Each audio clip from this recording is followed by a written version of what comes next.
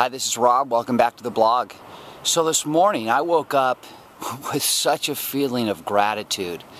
And although I'm not sure many could relate to this story, but I woke up with this memory of what it was like when I was addicted to drugs and living, well, not living anywhere, homeless. And I remember that uncomfortable feeling of waking up when I was fortunate enough to stay on someone's couch the night before.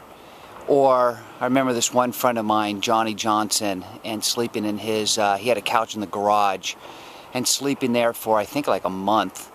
And I remember all the time his sister, I think her name was Holly, would come into the garage because that's where the laundry room was, and she would look at me as I was curled up, fully in all my clothes and leather jacket, sleeping curled up in like infant style, and that look that she would give me every morning of such disgust, and that feeling that I had of what a charity case I was, how pathetic I was, what a disgusting drug addict I was.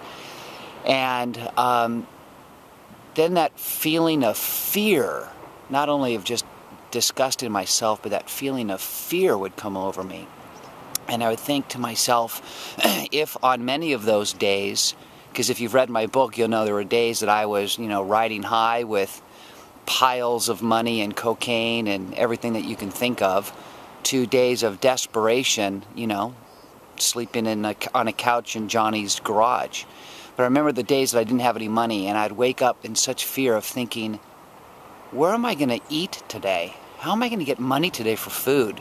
Where am I going to sleep later tonight? Is Johnny going to let me out of, not being able to stay on his garage, or my other friend Mark Maldo, who would let me sleep on his couch?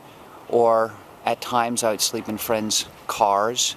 I mean, it was such a sad case, but I remember the point of this is the fear I remember of having of, where will I sleep? How will I eat today? Or how can I do a drug deal or cop some dope in order to get it into my body so I didn't care about any of it and just go numb?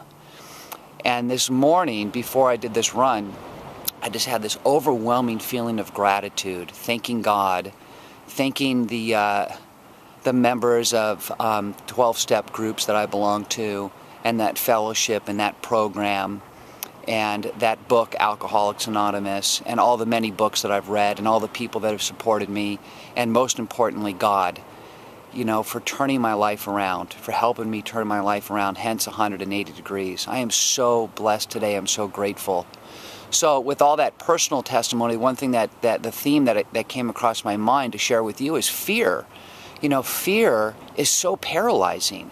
And thinking back to that time in my life and thinking back to where it is now, I know this: God did not turn his back on me. God supported me. God supports us. God wants us to have everything that we want in life. And fear is so depleting.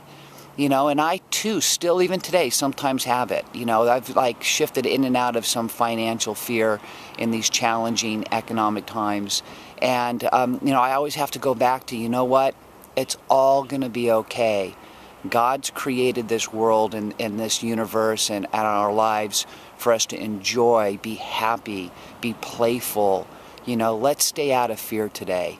Enjoy who you are, enjoy your life. And when you're in gratitude, when I'm in gratitude, I know I'm not in fear. Thanks.